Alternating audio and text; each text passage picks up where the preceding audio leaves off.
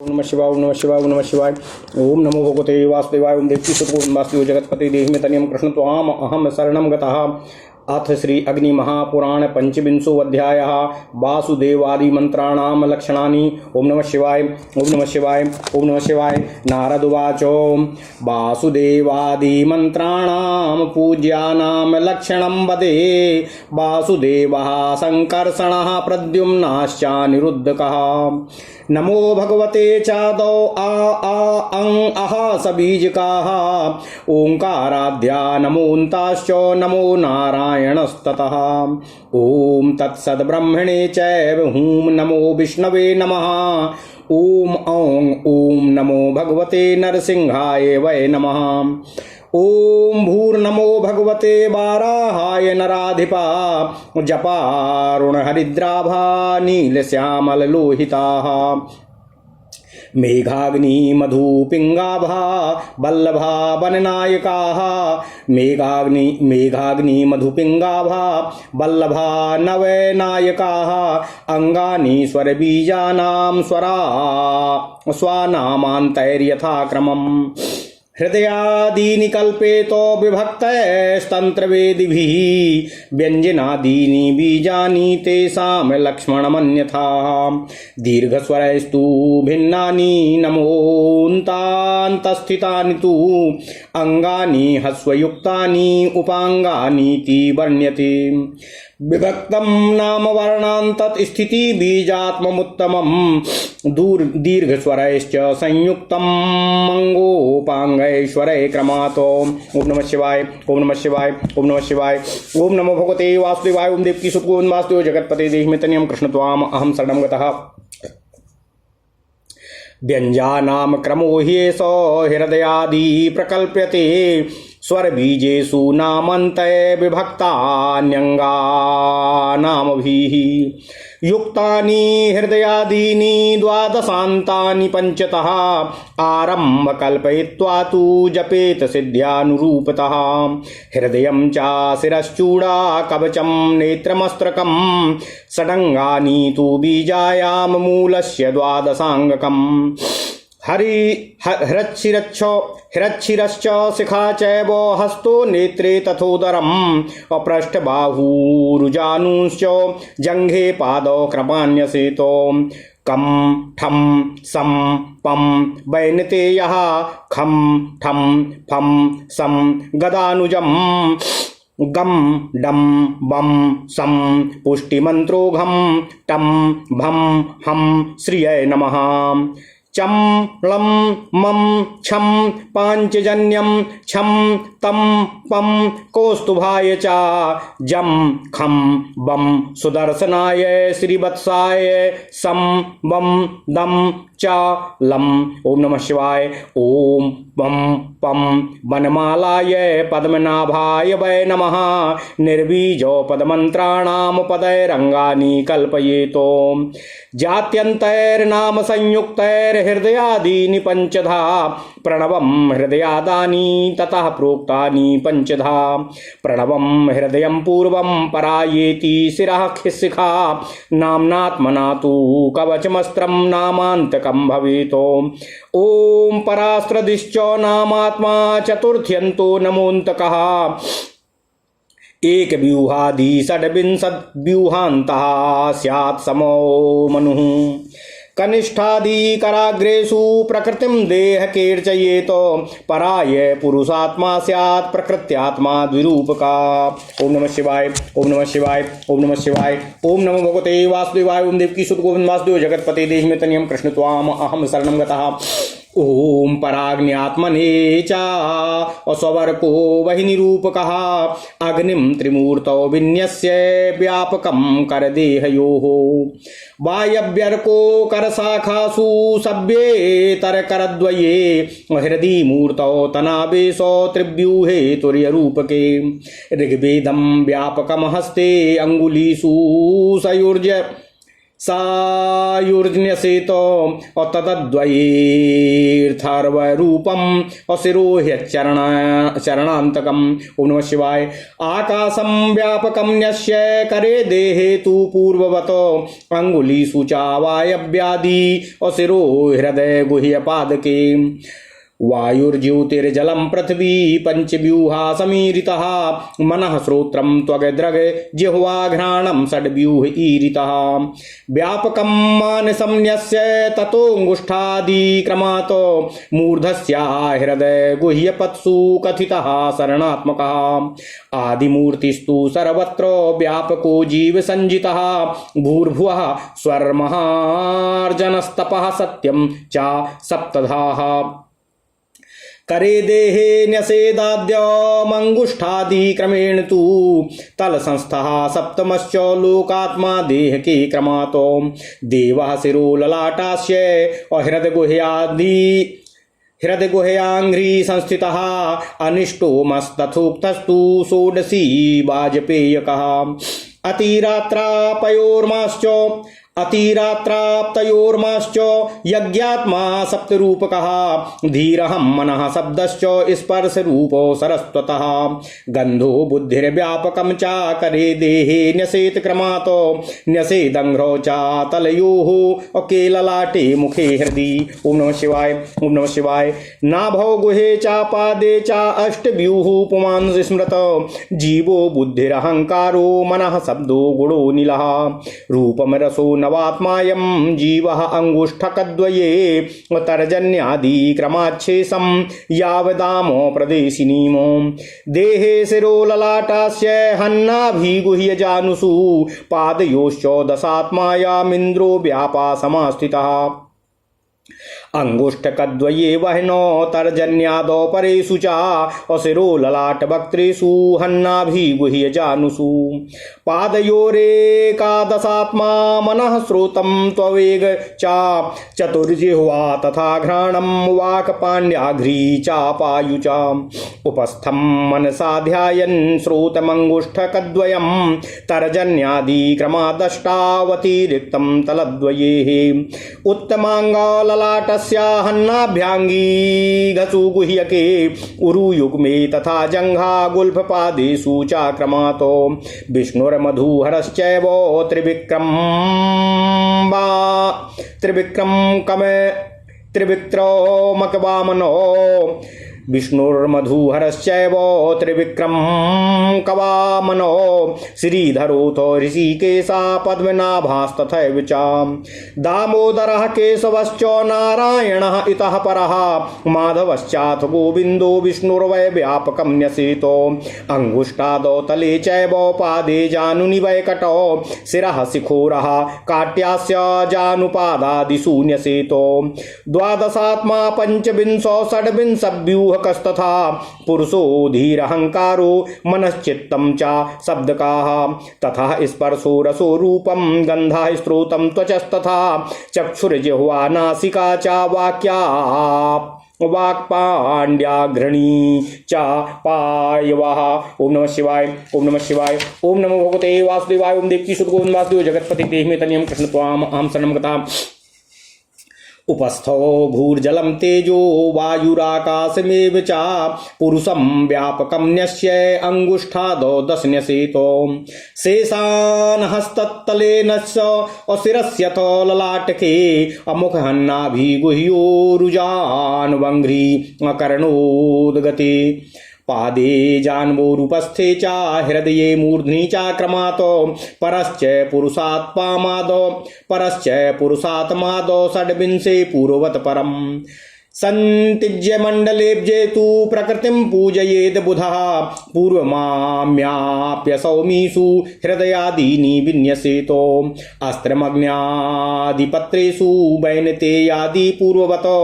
दिक्पालांश्च विधिस्तुल्यास्त्रिव्यूहेऽग्निश्च मध्यताः। पूर्वादि दिग्दलावासय पाद्यादिभिरलंकृतः कर्णिकायां नभस्सश्च मानसः कर्णिकस्थिताः विश्वरूपं सर्वसिद्ध्यै यजेन्द्राज्याजयाय च सर्वव्यूहे समायुक्तो मंगैरपि च पंचमभिः गरुणाद्यस्तथेन्द्राद्यै सर्वान् कामान् वाप्नुयात् विश्वक्सेनं यजेन्नाम्ना रौबीजं नाम संयुतम्। ओम नमः शिवाय, ओम नमः शिवाय, ओम नमः शिवाय। ओम नमो भगवते वासुदेवाय। ओम देवकी सुत गोविंद वासुदेव जगतपति देहि मे तनियम कृष्ण त्वाम अहम शरणं गतः। अथ श्री अग्नि महापुराण 25वां अध्याय वासुदेव आदि मंत्र लक्षण कथन। ओम नमः शिवाय, ओम नमः शिवाय, ओम नमः शिवाय। ओम नमो भगवते वासुदेवाय। ओम देवकी सुत गोविंद वासुदेव जगतपति देहि मे तनियम कृष्ण त्वाम अहम शरणं गतः। नारद जी ने कहा, हे ऋषियों, अब मैं आपको वासुदेव आप आदि के आराधनीय मंत्रों का लक्षण बता रहा हूँ। वासुदेव, संकर्षण, प्रद्युम्न और अनिरुद्ध इन 4 व्यूह मूर्तियों के नाम के आदि में ओम, फिर क्रमशः अ, आ, अंग, आहा ये 4 बीज तथा नमो भगवते पद जोड़ने चाहिए। ऐसा करने से इनके पृथक पृथक 4 मंत्र बन जाते हैं। इसके बाद नारायण मंत्र है, जिसका स्वरूप है ओम नमो नारायणाय।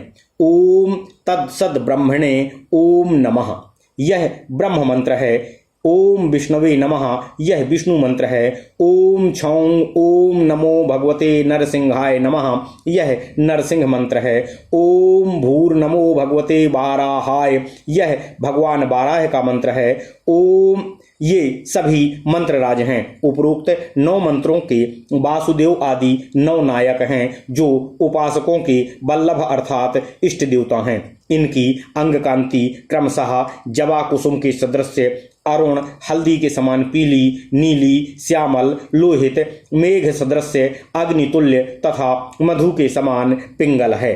तंत्रवेत्ता पुरुषों को स्वर के बीजों द्वारा क्रमशः पृथक पृथक हृदय आदि अंगों की कल्पना करनी चाहिए। उन बीजों के अंत में अंगों के नाम रहने चाहिए, यथा ओम आंग हृदयाय नमः, ओम ईं शिरसे स्वाहा, ओम ऊं शिखाय बसट। जिनके आदि में व्यंजन अक्षर होते हैं, उनके लक्षण अन्य तरह के हैं। दीर्घ स्वरों के संयोग से उनके भिन्न भिन्न रूप होते हैं। उनके अंत में अंगों के नाम होते हैं और उन अंग नामों के अंत में नमः आदि पर जुड़े होते हैं, यथा क्लाम हृदयाय नमः, क्लींग शिरसे स्वाहा इत्यादि। ह्रस्व स्वरों से युक्त बीज वाले अंग उपांग कहलाते हैं। देवता के नाम संबंधी अक्षरों को पृथक पृथक करके उनमें से प्रत्येक के अंत में बिंद्वंदात्मक बीज का योग करके उसको अंगान्यास करना भी उत्तम माना गया है। अथवा नाम के आदि अक्षर को दीर्घ स्वरों एवं ह्रस्व स्वरों से युक्त करके अंग उपांग की कल्पना करनी चाहिए और उनके द्वारा क्रमशः न्यास करना चाहिए। हृदय आदि अंगों की कल्पना के लिए व्यंजनों का यही क्रम है। देवता के मंत्र का जो अपना स्वर बीज है, उसके अंत में उसका अपना नाम देकर अंग संबंधी नामों द्वारा पृथक पृथक वाक्य रचना करके उससे युक्त हृदय आदि 12 अंगों की कल्पना करनी चाहिए। 5 से लेकर 12 अंगों तक ये न्यास वाक्य की कल्पना करके सिद्धि के अनुरूप उनका जप करना चाहिए।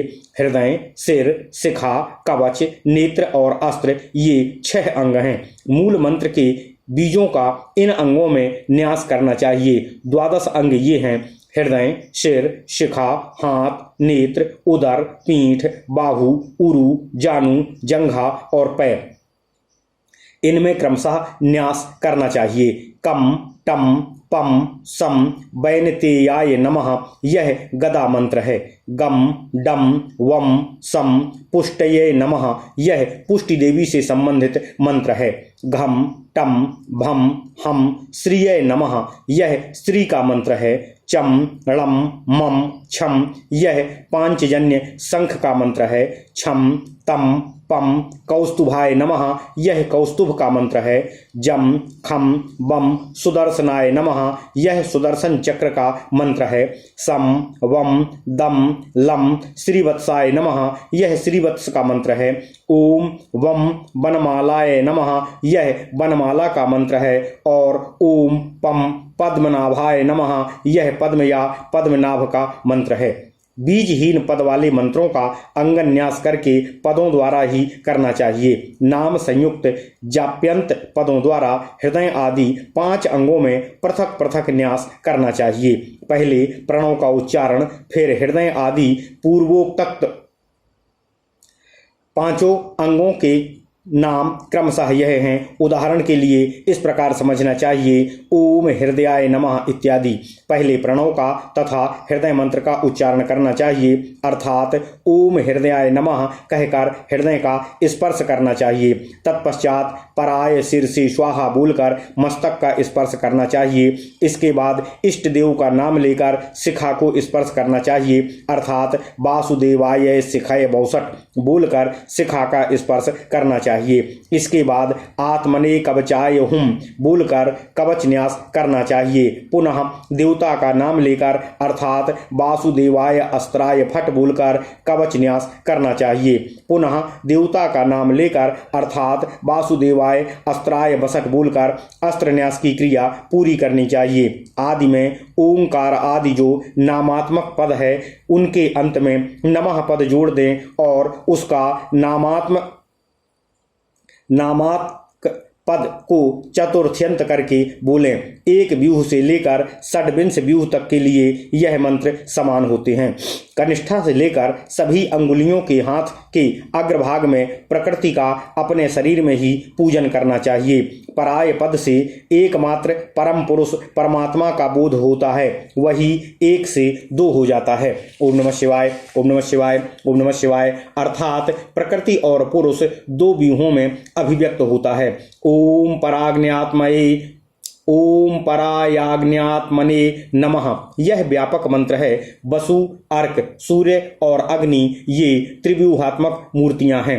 इन तीनों में अग्नि का न्यास करके हाथ और संपूर्ण शरीर में व्यापक न्यास करना चाहिए। वायु और अर्क का क्रमशः दाएं और बाएं दोनों हाथों की उंगलियों में न्यास करना चाहिए तथा हृदय में मूर्तिमान अग्नि का चिंतन करना चाहिए। त्रिव्यूह चिंतन का यही क्रम है। चतुर्व्यूह में 4 वेदों का न्यास होता है। ऋग्वेद का संपूर्ण देह तथा हाथ में व्यापक न्यास करना चाहिए। अंगुलियों में यजुर्वेद का, हथेलियों में अथर्ववेद का तथा हृदय और चरणों में शीर्ष स्थानीय सामवेद का न्यास करना चाहिए। पंचव्यूह में पहले आकाश का पूर्वत शरीर और हाथ में व्यापक न्यास करना चाहिए, फिर अंगुलियों में भी आकाश का न्यास करके वायु, ज्योति, जल और पृथ्वी का क्रमशः मस्तक, हृदय, गुह्य और चरण इन अंगों में न्यास करना चाहिए। आकाश, वायु, अग्नि, जल और पृथ्वी इन 5 तत्वों को पंचव्यूह कहा गया है। मन, श्रवण, त्वचा, नेत्र, रसना और नासिका इन 6 इंद्रियों को षड्व्यूह की संज्ञा दी गई है। मन का व्यापक न्यास करके शेष 5 का अंगुष्ठ आदि के क्रम से 5 उंगलियों में तथा सिर, मुख, हृदय, गुह्य और चरण इन 5 अंगों में भी न्यास करना चाहिए। यह करणात्मक व्यूह का न्यास कहा गया है। आदि मूर्ति जीव सभी जगह व्यापक है। भूरलोक, भूवरलोक, स्वरलोक, महरलोक, जनलोक, तपोलोक और सत्यलोक ये 7 लोक सप्तव्यूह कहे गए हैं। इनमें से प्रथम भूरलोक का हाथ एवं संपूर्ण शरीर में न्यास करना चाहिए। भूवर लोक आदि 5 लोकों का अंगुष्ठ आदि के क्रम से 5 अंगुलियों में तथा 7वें सत्यलोक का हथेली में न्यास करना चाहिए। इस तरह यह लोकात्मक सप्तव्यूह है जिसका उपरोक्त क्रम से शरीर में न्यास किया जाता है। अब मैं यज्ञात्मक सप्तव्यूह का परिचय आपको दे रहा हूँ। सप्त यज्ञ स्वरूप यज्ञ पुरुष परमात्म देव श्री हरि भगवान विष्णु संपूर्ण शरीर एवं सिर, ललाट, मुख, हृदय, गुह्य और चरण में स्थित हैं, अर्थात उन अंगों का उनका न्यास करना चाहिए। ये यज्ञ इस तरह है: अग्निष्टोम, उक्थ्य, षोडशी, वाजपेय, अतिरात्र और आप्तोर्याम। ये 6 यज्ञ तथा 7वें यज्ञात्मा, इन 7 रूपों को यज्ञमय सप्तव्यूह कहा जाता है। बुद्धि, अहंकार, मन, शब्द, स्पर्श, रूप, रस और गंध, ये 8 तत्व अष्टव्यूह हैं। इनमें से बुद्धि तत्व का हाथ और शरीर में व्यापक न्यास करना होता है। फिर उपरोक्त 8 तत्वों का क्रमशः चरणों के तलवों, मस्तक, ललाट, मुख, हृदय, नाभि, गुह्य देश और पैर, इन 8 अंगों में न्यास करना चाहिए। इन सभी को अष्टव्यूहात्मक पुरुष कहा गया है। जीव, बुद्धि, अहंकार, मन, शब्द, स्पर्श, रूप, रस और गंध, गुण, इनका समुदाय 9 व्यूह है। इनमें से जीव का दोनों हाथों के अंगूठों में न्यास करना चाहिए और शेष 8 तत्वों का क्रमशः दाहिने हाथ की तर्जनी से लेकर बाएं हाथ की तर्जनी तक 8 उंगलियों में न्यास करना चाहिए। संपूर्ण शरीर, सिर, ललाट, मुख, हृदय, नाभि, गुह्य, जानु और पाद, इन 9 स्थानों में उपरोक्त 9 तत्वों का न्यास करने के पश्चात पूर्ववत व्यापक न्यास किया जाए तो यही 10 व्यूहात्मक न्यास होता है। दोनों अंगुष्ठों के तलद्वय में तर्जनी आदि 8 अंगुलियों में तथा सिर, ललाट, मुख, हृदय, नाभि, गुह्य अर्थात उपस्थ और गुदा, जानुद्वय और पादद्वय, इन 11 अंगों में इंद्रियात्मक तत्वों का जो न्यास किया जाता है उसको एकादश व्यूह न्यास कहा जाता है। ये 11 तत्व इस तरह से हैं: मन, श्रवण, त्वचा, नेत्र, जिह्वा, नासिका, वाक, हाथ, पैर, गुदा और उपस्थ। मन का व्यापक न्यास करना चाहिए। अंगुष्ठ में श्रवणेंद्रिय का न्यास करना चाहिए।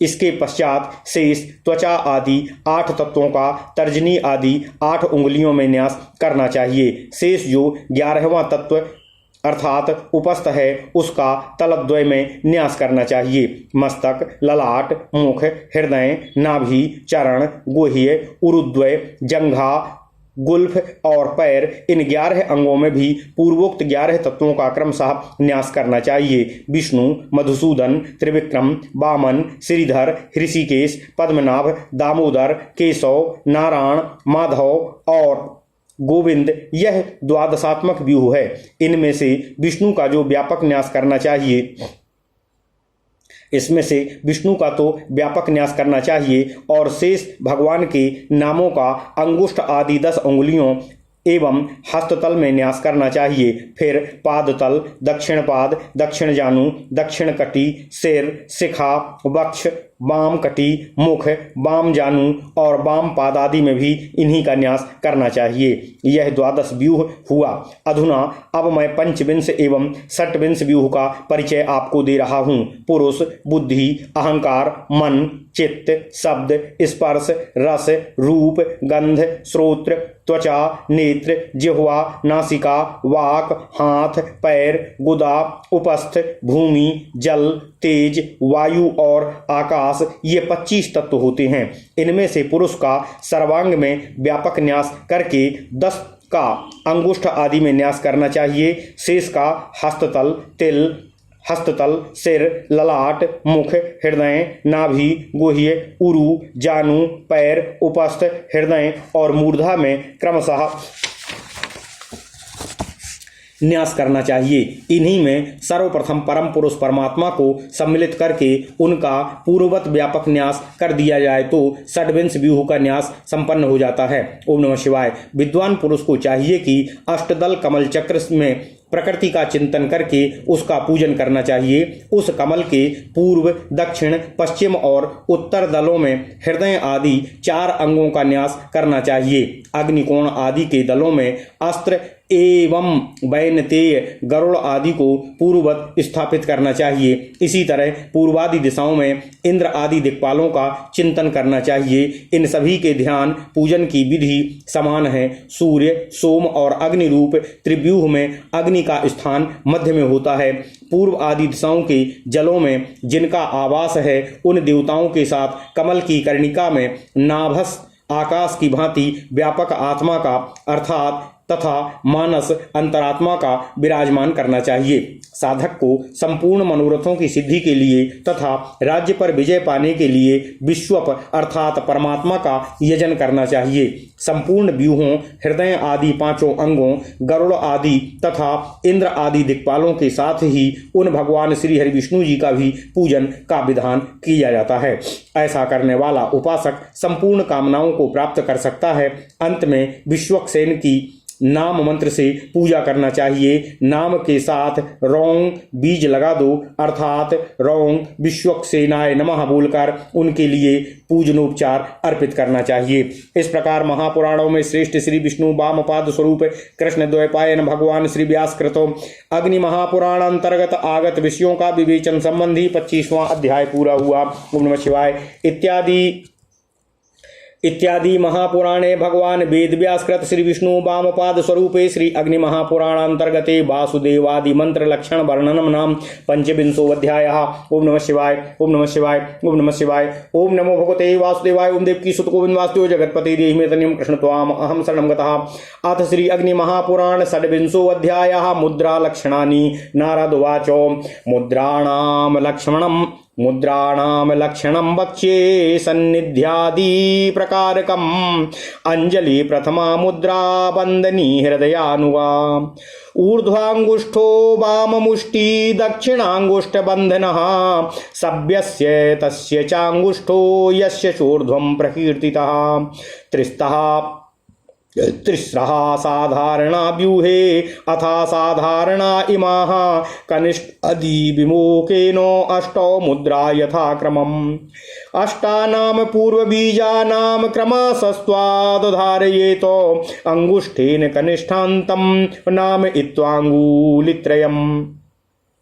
ऊर्ध्वं कृत्वा सम्मुखं च बीजाय नवमाय वै। वामहस्तमथोत्थानं कृत्वोर्ध्वं नाम ये शनैः। वराहस्य स्मृता मुद्रा अंगानां चाक्रमादिमाः। एकैकां मोचयेन मुद्रां वाममुष्टौ तथाङ्गुलीमो। आकुञ्चयेत पूर्वमुक्तां दक्षिणेप्येवमेव च। ऊर्ध्वाङ्गुष्ठो वाममुष्टिर्मुद्रा शिस्ततो भवेत्। ओम नमः शिवाय। ओम नमः शिवाय। अथ श्री अग्नि महापुराण 26वां अध्याय मुद्राओं का वर्णन। ओम नमः शिवाय। ओम नमः शिवाय। ओम नमः शिवाय। नारद जी ने कहा, हे मुनिगणों, अब मैं आपसे मुद्राओं के लक्षण बता रहा हूं। सानिध्य अर्थात सन्निधापिनी आदि मुद्रा के तरह भेद हैं। पहली मुद्रा अंजलि है, दूसरी मुद्रा बंदनी है और तीसरी मुद्रा हृदयानुगा है। बाएं हाथ की मुट्ठी से दाहिने हाथ के अंगूठे को बांध लें और बाएं अंगुष्ठ को ऊपर उठाएं। सारांश यह है कि बाएं और दाहिने दोनों हाथ के अंगूठे ऊपर की तरफ ही उठी रहे, यह हृदयानुगा मुद्रा होती है। इसी को कोई संरोधिनी और कोई निष्ठुरा कहते हैं। व्यूहार्चन में ये 3 मुद्राएं सामान्य हैं। आगे ये असामान्य मुद्राएं बतलाई जाती हैं। दोनों हाथों में से अंगूठे से कनिष्ठा तक की 3 उंगलियों को नवाकर कनिष्ठा आदि को क्रमशः मुक्त करने से 8 मुद्राएं बनती हैं। आ, का, चा, टा, ता, पा, या, सा। ये जो 8 वर्ग हैं, उनके जो पूर्व बीज अम, कम, चम, टम इत्यादि हैं, उनको ही सूचित करने वाली कथित 8 मुद्राएं होती हैं, ऐसा निश्चय करना चाहिए। फिर 5 उंगलियों को ऊपर करके हाथ को सम्मुख करने से जो नवी मुद्रा बनती है, वह नवम बीज छम के लिए है। दाहिने हाथ के ऊपर बाएं हाथ को उत्तान रखकर उसको धीरे धीरे नीचे को झुकाएं। यह बाराह की मुद्रा मानी गई है। ये क्रमशः अंगों की मुद्राएं हैं। बाईं मुट्ठी में बंधी हुई बाईं मुट्ठी में बंधी हुई एक एक अंगुली को क्रमशः मुक्त करना चाहिए और पहले की मुक्त हुई उंगली को फिर से सिकोड़ लें। बाएं हाथ से ऐसा करने के बाद दाहिने हाथ में भी यही क्रिया करनी चाहिए। बाईं मुट्ठी के अंगूठे को ऊपर उठाए रखें। ऐसा करने से ये मुद्राएं सिद्ध होती हैं। ओम नमः शिवाय, ओम नमः शिवाय। इस प्रकार महापुराणों में श्रेष्ठ श्री विष्णु वामपाद स्वरूप श्री कृष्ण द्वैपायन भगवान श्री व्यासकृत अग्नि महापुराण अंतर्गत आगत विषयों का विवेचन संबंधी 26वां अध्याय पूर्ण हुआ। ओम नमः शिवाय। इत्यादि महापुराणे भगवान श्री वेद व्यासकृत श्री विष्णु वामपाद स्वरूपे श्री अग्नि महापुराण अंतर्गते मुद्रा लक्षण वर्णनम नाम षड्विंशो अध्यायः। ओम नमः शिवाय, ओम नमः शिवाय, ओम नमः शिवाय। ओम नमो भगवते वासुदेवाय। ओम देवकी सुत गोविंद वासुदेव जगतपते देहि मे तनियम कृष्ण त्वाम अहम शरणम गतः।